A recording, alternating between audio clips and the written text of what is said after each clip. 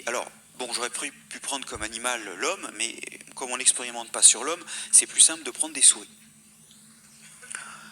Alors les souris, on peut les élever complètement à l'abri des microbes. Il suffit de les faire naître par césarienne et de les élever sous bulles. Des bulles stériles, où est pulsé de l'air stérile, donc les microbes ne peuvent pas rentrer, puisque dès qu'il y a une fuite, eh bien en fait, l'air sort.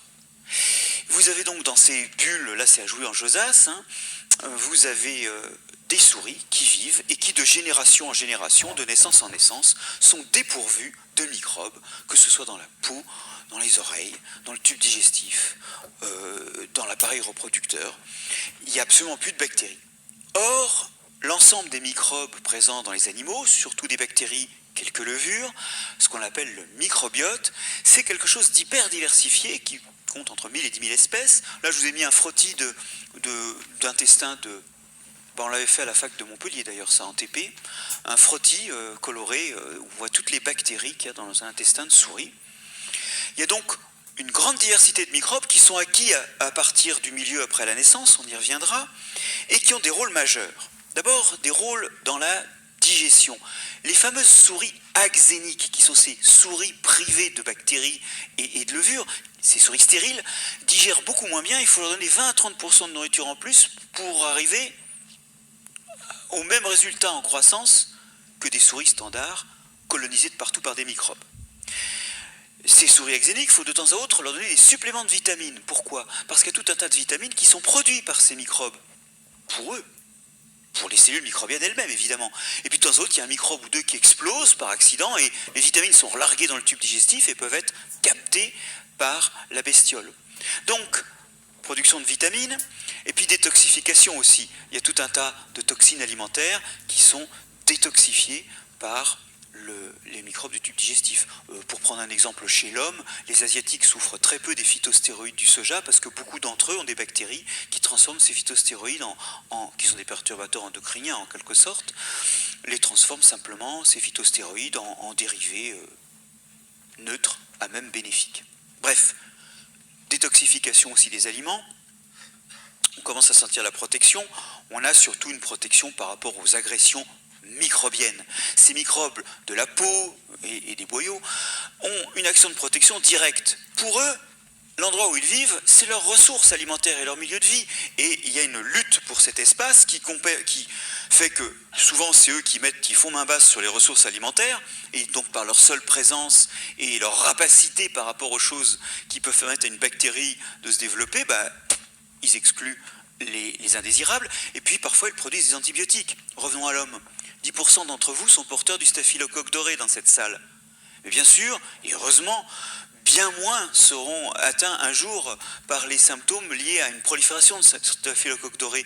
On connaît aujourd'hui des bactéries, comme un certain staphylocoque de Lion par exemple, qui produisent des antibiotiques, alors pour le staphylocoque de Lion c'est la lugdunine, qui sont naturellement des inhibiteurs du développement du staphylocoque doré, en sorte qu'il est bien là sur moi, mais bien incapable de se développer parce qu'il est pris dans un réseau d'interaction dans le microbiote qui l'empêche de se développer.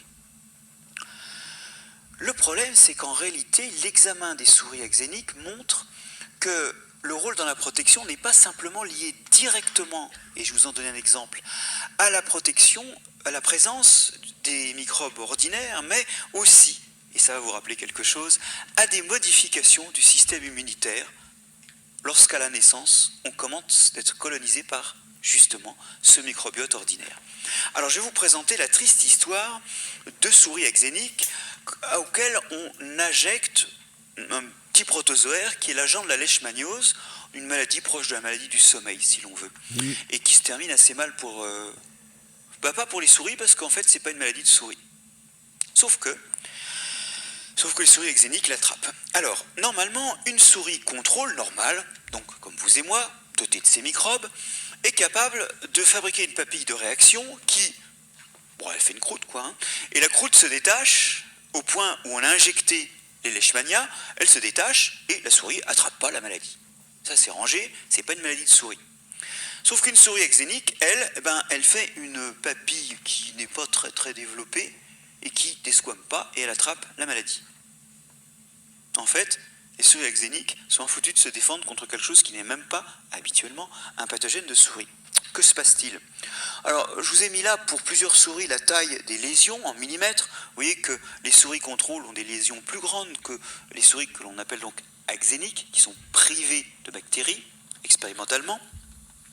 Mais ce qui est intéressant, et qui va vous montrer le genre d'expérience qu'on peut faire sur ces souris, c'est qu'on peut remettre sur la peau de ces souris, quelques semaines avant l'expérience d'inoculation de la maladie, on peut leur remettre une bactérie ordinaire, un staphylocoque de la peau, le Staphylococcus epidermidis.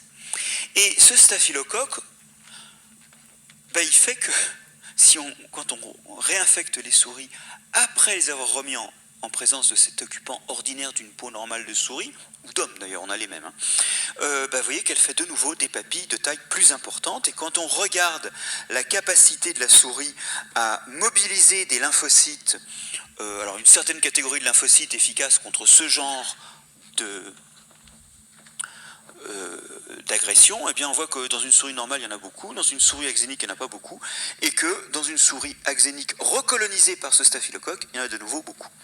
En gros, ça veut dire que la présence, et là on le voit au niveau de la peau, la présence de ces microbes va doper la capacité du système immunitaire à répondre beaucoup et vite. Si ça vous rappelle quelque chose, faites-moi signe. C'est la même chose que sur le tabac tout à l'heure. En fait, le système immunitaire ordinaire, il a été dopé à la germination des plantes ou bien à la naissance chez les animaux par la mise en contact avec un microbiote diversifié. Alors ça fait un peu peur parce qu'on se dit, tiens, ça fait quand même longtemps qu'on essaie de protéger nos enfants des microbes. Alors c'était une bonne idée. Et effectivement, on a vu s'écrouler les maladies contagieuses propagées par des microbes. Nul ne songe à dire ici que les microbes sont tous bons. On sait qu'ils peuvent être très négatifs. Heureusement, c'est rare. La plupart sont neutres à bénéfiques. Mais aujourd'hui, on ne rencontre plus les microbes de la tuberculose, des oreillons. Bon. Ça, c'est le côté positif de l'hygiène. Mais bizarrement, dans le même temps, on a vu exploser des maladies comme l'asthme, le diabète, la sclérose en plaques, la maladie de Crohn, l'autisme. Et ces maladies qui sont en plein développement dans le monde moderne, aujourd'hui, on réalise que c'est en partie une histoire de microbes.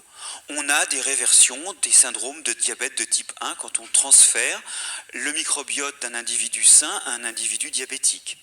Ça ne dure pas longtemps, lentement les symptômes reviennent ainsi qu'une flore typique de diabétique, mais ça montre qu'un des problèmes est lié aux microbes. On a des résultats assez intéressants d'antibiothérapie sur des autistes qui font régresser les symptômes. Ou encore, on peut, en donnant un microbiote d'individu autiste à une souris axénique, on s'aperçoit qu'on réduit sa capacité à interagir, on réduit ses interactions avec ses voisins de cage.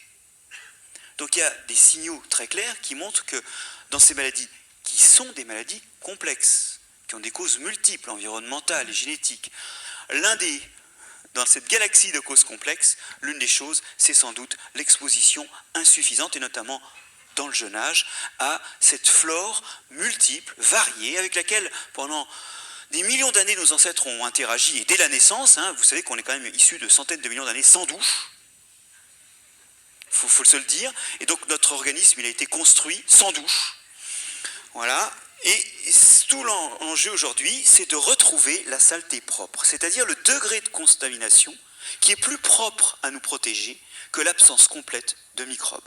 En réalité, nous avons jeté le bébé avec l'eau du bain, nous avons jeté tous les microbes avec une hygiène excessive, et aujourd'hui, il faut réapprendre à adopter les bons microbes. Alors vous allez me dire, et nous?